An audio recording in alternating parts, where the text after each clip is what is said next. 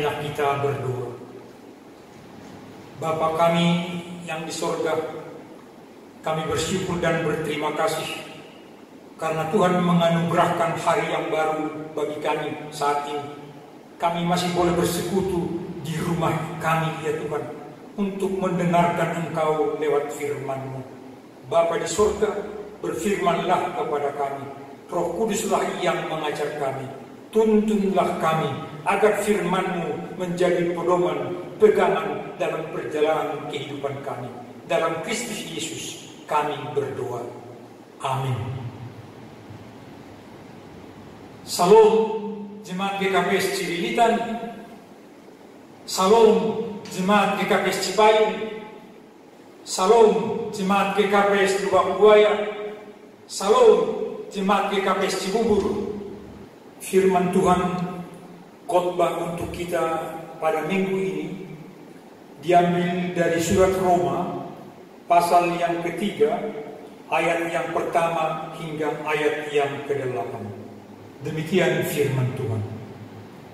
Jika demikian, apakah kelebihan orang Yahudi dan apakah gunanya sunat? Banyak sekali, dan di dalam segala hal. Pertama-tama, sebab kepada mereka lah dipercayakan firman Allah. Jadi, bagaimana jika di antara mereka ada yang tidak setia? Dapatkah ketidaksetiaan itu membatalkan kesetiaan Allah? Sekali-kali tidak. Sebaliknya, Allah adalah benar dan semua manusia pembohong. Seperti ada tertulis, supaya engkau ternyata benar dalam segala firman-Mu dan menang jika engkau dihakimi.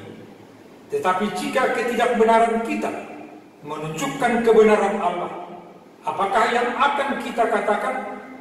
Tidak adilkah Allah? Aku berkata sebagai manusia, jika Ia menampakkan murkanya, sekali-kali tidak. Andai kata demikian, bagaimanakah Allah dapat menghakimi dunia? Tetapi jika kebenaran Allah oleh dustaku semakin melimpah bagi kemuliaannya, mengapa aku masih dihakimi lagi sebagai orang berdosa? Bukankah tidak benar fitnah orang yang mengatakan bahwa kita berkata, marilah kita berbuat yang jahat, supaya yang baik timbul daripadanya. Orang semacam itu sudah selayaknya mendapat hukuman. Demikian jauh pembacaan firman Tuhan untuk kita pada pagi hari ini. Jemaat yang dikasihi oleh Tuhan Yesus Kristus, topik kita pada hari ini, kesetiaan Allah, yang dalam bahasa Simalungun dikatakan Hasatyauni Naibata. Dan minggu kita hari ini adalah Minggu Misericordias Domini, yang artinya kasih karunia Tuhan yang melingkupi seluruh bumi. Saudara yang terkasih, kita tahu bahwa Abraham adalah bapa orang percaya yang dipanggil oleh Tuhan. Tuhan datang kepada Abraham. Ia menyatakan diri. Ia berkata kepada Abraham agar ia meninggalkan tanah leluhurnya, berikan tempat kepada Abraham ke tanah yang baik dan lebih baik dari tanah yang ia tempati pada saat itu. Tuhan berkata kepada Abraham, aku akan memberkati keturunanmu, aku akan memberikan tanah kepadamu, dan aku akan menjadikan engkau menjadi berkat bagi bangsa-bangsa lain. Sebagai tanda daripada kepatuhan Abraham, Tuhan menyatakan Abraham disunatkan. Abraham dan keturunannya disunatkan. Itulah tanda lahiriah, tanda kepatuhan Abraham dan keturunannya kepada Tuhan Allah pada saat itu. Dalam perkembangan waktu, saudara-saudara yang kekasih, khususnya dalam teks khotbah kita pada saat ini, ketika orang-orang Yahudi telah percaya kepada Tuhan Yesus Kristus, Mereka bersama dengan orang-orang non-Yahudi menjadi warga jemaat Roma. Tapi apa yang terjadi di jemaat Roma pada saat itu adalah ketika orang Yahudi, kalau boleh saya buat tanda kutip, merasa punya kelebihan terhadap orang-orang non-Yahudi atas sunat yang mereka peroleh. Sebagai bangsa yang memperoleh perjanjian dengan Tuhan Allah lewat nenek moyang mereka, Abraham. Rupanya orang memperhatikan pola kehidupan mereka selaku orang Kristen. Mereka tidak sesuai, tidak hidup dalam kebenaran, tidak hidup sesuai dengan firman Tuhan. Kondisi inilah yang mengawali khotbah pada kita pada saat ini. Jika demikian pola hidup cara orang Yahudi, apakah kelebihan orang Yahudi itu? Apakah gunanya sunat bagi mereka? Seperti dikatakan pada ayat yang pertama dalam teks khotbah kita pada saat ini. Saudara yang kekasih, sebetulnya mendahului teks kita ini juga sudah dikatakan tentang sunat. Saya baca pada pasal yang kedua, ayat yang ke-25. Dikatakan, sunat memang ada gunanya jika engkau mentaati hukum Taurat. Tetapi jika engkau melanggar hukum Taurat, maka sunatmu tidak ada lagi gunanya. Ternyata, saudara-saudaraku yang kekasih, Tuhan tidak hanya memberi tanda lahiriah, Ia memberi firman-Nya, Ia memberi hukum Taurat, agar manusia selalu hidup sesuai dengan hukum-Nya, sesuai dengan firman-Nya.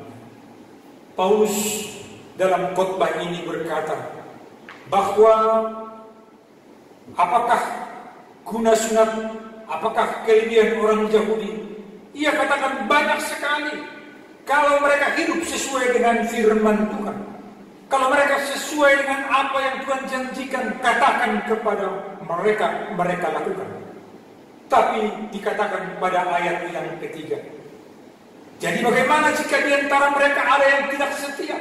Apakah Tuhan tetap setia kepada mereka? Disinilah hal yang penting kita renungkan, saudara-saudara yang kasih. Bahwa Tuhan Allah kita adalah Allah yang setia.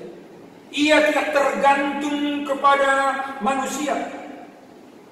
Ia tidak tergantung kepada kita sebagai satu pihak yang berjanji kepada Tuhan Allah.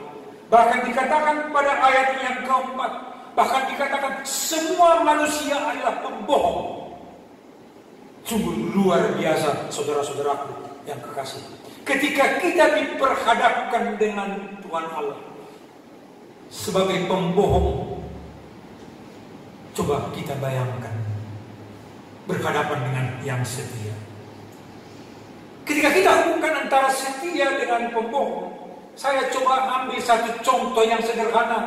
Ketika kondisi kita pada saat ini, semua ada di rumah.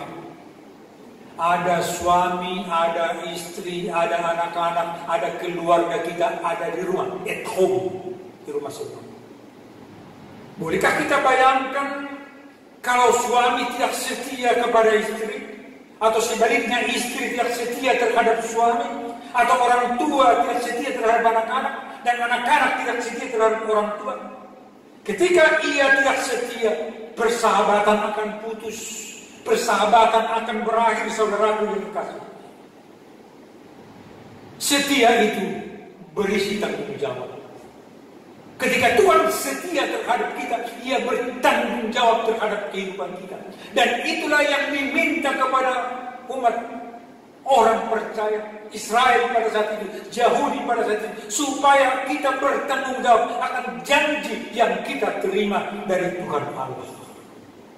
Saudara-saudara yang kekasih, di saat sekarang kita bersama di rumah, saya mau ingatkan kita apa yang dikatakan oleh Albert Taylor tentang kehidupan kita terhadap anak-anak kita. Dikatakan di sana 1% pengaruh sekolah minggu ada pada anak kecil. Dikatakan 7% pengaruh sekolah umum untuk anak-anak. Dan dikatakan 92% pengaruh orang tua terhadap anak-anak. Baiklah Bapak Ibu, saudara-saudara yang kasih, Kesempatan at home di rumah ini kita pakai menjadi kesempatan menunjukkan kesetiaan kepada anak-anak untuk menyatakan kehendak Tuhan, kehidupan sesuai dengan firman Tuhan, agar anak-anak kita dalam pertumbuhannya, perkembangannya hidup sesuai dengan firman Tuhan. Setia berhubungan dengan tanggung jawab. Saya ambil contoh dan bisa menjadi pengalaman setiap pribadi kita bersama. Pernahkah saudara dibohongi? Jika pernah, gimana rasanya? Mungkin kita merasa dilecehkan, kita merasa ditipu, kita merasa dihina. Apalagi mereka yang berbohong itu, yang tidak setia itu adalah statusnya lebih rendah daripada kita. Bagaimana kalau orang tua dibohongi anak-anaknya? Bagaimana kalau pemimpin dibohongi oleh pembantu dan stafnya? Bagaimana kalau pemimpin dibohongi oleh bawahannya? Bagaimana sedihnya, sakitnya, saudara-saudara yang kasih. Firman ini pertama sekali mau mengatakan, sebagaimana Tuhan yang setia, yang luar biasa itu, kita diminta juga untuk setia satu terhadap yang lain. Setia dan bertanggung jawab satu terhadap yang lain. Karena itulah kehendak Tuhan. Lalu Ia memberi firman, Ia memberi taurat kepada kita untuk hidup berpedoman dengan firman Tuhan. Saudara-saudara yang kasih dalam Yesus Kristus, kalau saya baca pada ayat yang kelima, tetapi jika ketidakbenaran kita menunjukkan kebenaran Allah, apakah yang akan kita katakan? Tidak adilkah Allah? Atau berkata sebagai manusia jika Ia menampakkan murkanya? Paulus katakan, sekali-kali tidak. Kenapa, saudara? Orang berpikir bahwa perbuatan orang Yahudi yang salah, yang berbohong terhadap Allah, itu akan semakin menyatakan kebenaran Allah. Sebaiknya Allah tidak menghukum manusia yang berbohong bersalah. Saudaraku, apakah itu tepat? Apakah itu benar? Kita berkata karena Allah setia, lalu kita mempermainkan kesetiaan Allah dengan berbuat dosa dan berbohong. Saya kira saudara dan saya sama-sama setuju, itu tidak tepat.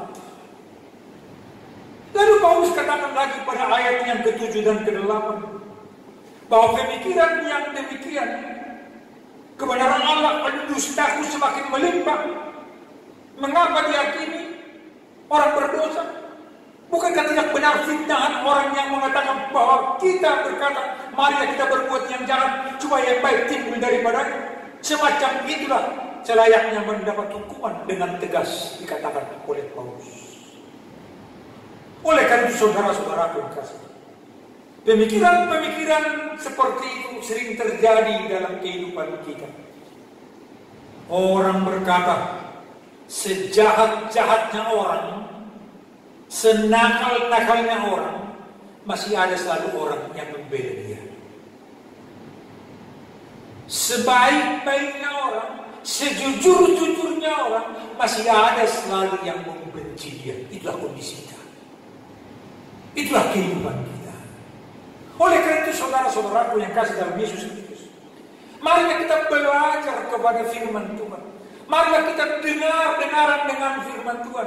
Ketika firman Tuhan berkata bahwa Allah itu setia, Allah itu benar, kita belajar bagaimanakah kesetiaan Tuhan itu yang tidak tergantung kepada manusia, agar kesetiaan kita juga tidak tergantung kepada pembuatan orang lain.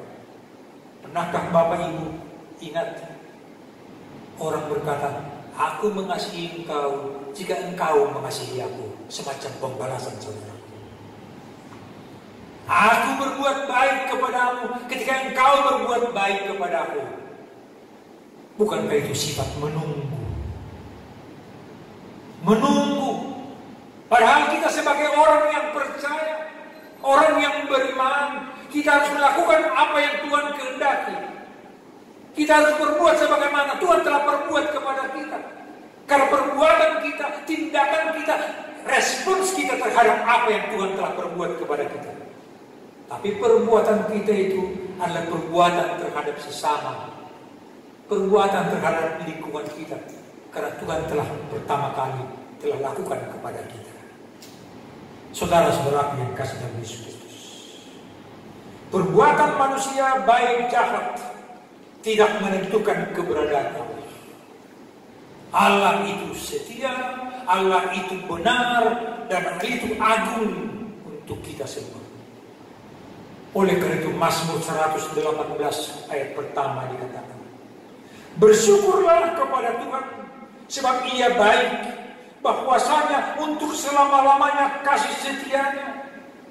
Bersyukur karena kasih setia Tuhan sampai selama-lamanya. Tidak ada batas yang boleh kita katakan kasih setia Tuhan berakhir sampai saat ini.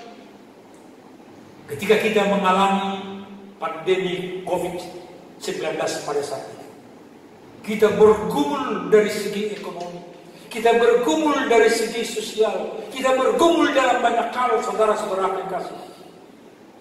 Kasih setia Tuhan tidak pernah putus, betapapun tantangan yang kita hadapi sampai saat ini. Sebagaimana topik kita pada saat ini, kesetiaan Allah. Sebagaimana minggu kita hari ini, minggu Misericordias Domini, kita diingatkan bagaimana setia Tuhan, bagaimana kasih setia Tuhan yang melingkupi seluruh muka bumi ini. Saudara-saudara yang kasih, ketika saya mengingat khotbah minggu lalu dari Mazmur 42, rusa rindu air, karena memang airlah kehidupan bagi seekor rusa. Ketika ia dikejar, ia mencari air. Ketika ia diburu, ia mencari air. Karena dalam air memperoleh air, disitulah ia memperoleh kehidupan. Kerinduan rusa terhadap air adalah kerinduan untuk kehidupannya. Kita juga rindu bersama sekarang. Rindu untuk beribadah di gereja, di gedung gereja bersama. Kita rindu untuk bertemu saudara-saudara kita, bertemu saudara seiman, saudara yang kekasih. Demikian rindunya kita semua. Tapi yakin dan percayalah Bapak Ibu saudara yang kekasih, Tuhan lebih rindu terhadap saudara. Tuhan lebih rindu terhadap aku dan saudara. Inilah firman Tuhan dan kesetiaannya kepada kita. Marilah kita terus semakin dekat, semakin dekat, semakin dekat, dan bersama dengan Tuhan. Karena Tuhanlah sumber kekuatan, sumber berkat, dan untuk kehidupan kita secara bersama. Amin. Demikianlah firman Tuhan khotbah untuk kita. Marilah kita berdoa. Terima kasih Tuhan atas firman yang boleh kami dengar pada pagi hari ini. Firman-Mu menguatkan kami bahwa Engkau Bapa yang setia dalam kehidupan kami. Kami percaya Tuhan, betapapun tantangan yang kami hadapi pada saat ini, biarlah kuasa Roh Kudus yang menuntun kehidupan kami. Karena kami percaya Tuhan tetap setia bagi kami. Bapa di sorga, kami berdoa bagi warga jemaat-Mu di resort ini. Kami berdoa bagi jemaat-Mu Tuhan di GKPS Cililitan. Kami berdoa bagi jemaat-Mu Tuhan di GKPS Cipayung. Kami berdoa bagi jemaat-Mu Tuhan di GKPS Lubang Buaya. Kami berdoa Tuhan bagi jemaat-Mu di GKPS Cibubur. Tatap mereka pribadi lepas pribadi, keluarga lepas keluarga yang bergumul pada saat ini dalam menjalani kehidupan ini. Tuhan, Engkau tahu kehidupan kami semua. Tolong kami Tuhan, tuntun kami Tuhan, berkati kami dalam kehidupan ini. Ketika kami dalam keadaan sakit, Tuhan pulihkan, beri kesehatan bagi kami. Berkati apa yang boleh kami lakukan menjadi sukacita bagi kami dan kemuliaan bagi nama Tuhan. Inilah kami Tuhan, dalam perjalanan kehidupan kami menyerahkan hanya ke dalam tangan Tuhan. Dalam Kristus Yesus kami berdoa. Amin. Sebelum kita mengumpulkan persembahan, dengarlah firman Tuhan yang menjadi dasar bagi kita untuk memberikan persembahan yang tertulis di dalam Mazmur 50 ayat 14. Persembahkanlah syukur sebagai korban kepada Allah, dan bayarlah nazarmu kepada Yang Maha Tinggi. Sekarang marilah kita mengumpulkan persembahan kita.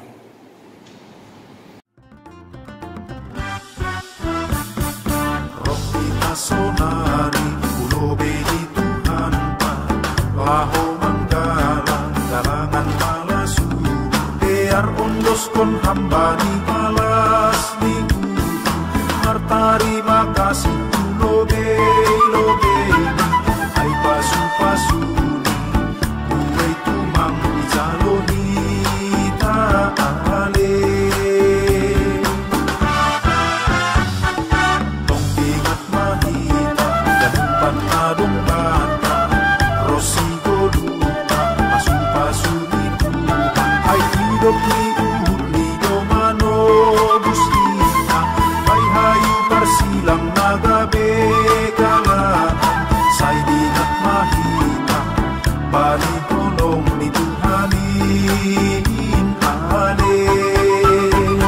Pasahan na pantun indo nagabe kalangan tang palaho na talupso na'y pangabag si Pujian Bolum na ondos indo galangan na mahal kan Dear mabuang kita imbay Tuhan na'y batata. Marilah kita berdoa untuk menyerahkan persembahan kita kepada Tuhan. Ya Tuhan, terima kasih kami panjatkan kepadamu, karena Tuhanlah sumber kehidupan kami. Tuhan yang memberkati apa yang kami perbuat menjadi sukacita bagi kami. Sebagian daripada berkat-Mu sekarang telah kami kumpulkan di sini. Berkatilah persembahan ini Tuhan, menjadi sarana pelayanan bagi gereja-Mu. Berkatilah juga kami yang telah memberi persembahan ini. Berkatilah apa yang kami lakukan menjadi kemuliaan bagi nama Tuhan. Inilah kami serahkan persembahan ini dan diri kami kepada Tuhan. Dalam Kristus Yesus kami berdoa. Amin. Kita bernyanyi sekarang bersyukur.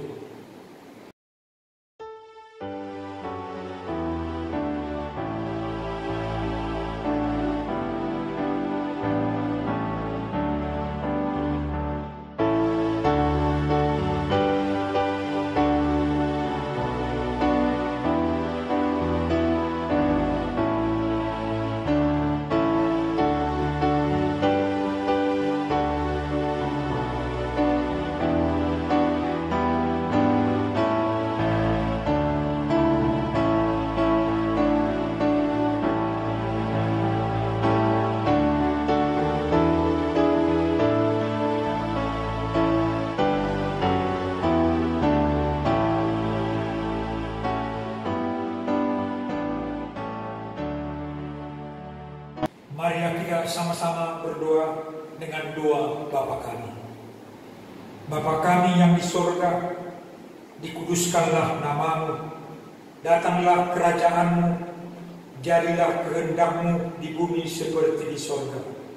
Berikanlah kami pada hari ini makanan kami yang secukupnya, dan ampunilah kami akan kesalahan kami, seperti kami juga mengampuni orang yang bersalah kepada kami.